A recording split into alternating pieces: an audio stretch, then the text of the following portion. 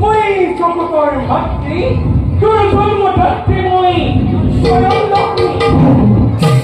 মন্ত্ৰী পুত্ৰ মন্ত্ৰী পুত্ৰ এবার